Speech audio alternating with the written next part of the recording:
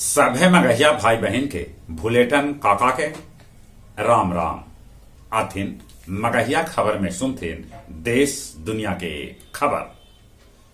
मुख्यमंत्री नीतीश कुमार कहल का कि चुनाव में अब वक्त एकदम से कम हो गए लखे, विपक्षी दल के मिल बैठ के एकता पर करे के चाहिए विचार।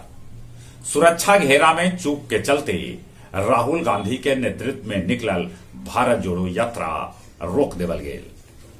प्रधानमंत्री नरेंद्र मोदी लइकन सभे से परीक्षा पर चर्चा में देलन एगो नीमन राय, कहलन हफ्ता में लइकन रखथन एक दिन डिजिटल उपवास।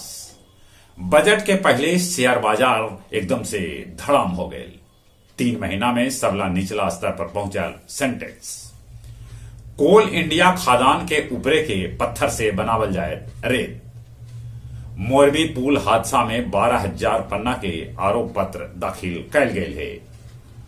पटना मूर्ति विसर्जन के दौरान कारगिल चौक पर गोली लगे से जहानाबाद के छात्र धीरज के हो गए मौत। लखीसराय के सूरजगढ़ा में एगो दंगल के दौरान मोकामा के पहलवान त्रिपुरारी के होयल मौत। भारत और मिस्र के बीच हुए सांस्कृतिक सहयोग लेल समझौता। सिंधु जल संधि पर भारत पाकिस्तान के 1960 में होयल समझौता थमहौलक। डोभाल के वाशिंगटन यात्रा के दौरान कहल गेल कि अमेरिका भारत के है महत्वपूर्ण साझेदार। ईरान में अजरबैजान दूतावास पर हमला होयल, जेकरा में एक आदमी के गोली लगे से हो गए मौत। धीरे धीरे रूस यूक्रेन युद्ध में कूद रहलन है दुनिया के दोसर तेसर देश।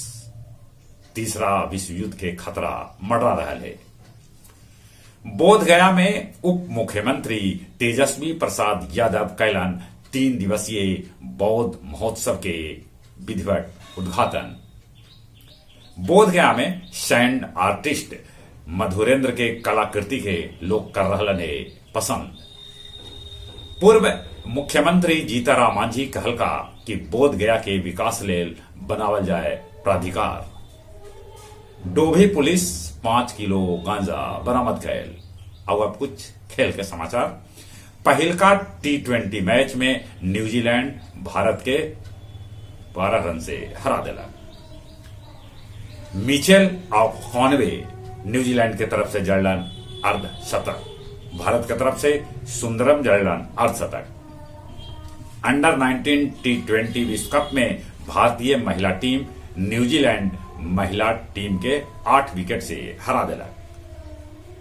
सानिया मिर्जा अपन आखिरी ग्रैंड स्लैम में मुकाबला में उप विजेता रहलन। बजरंग पुनिया और विनेश फोगाट जगरेब ओपन में हिस्सा न ले रहलन है।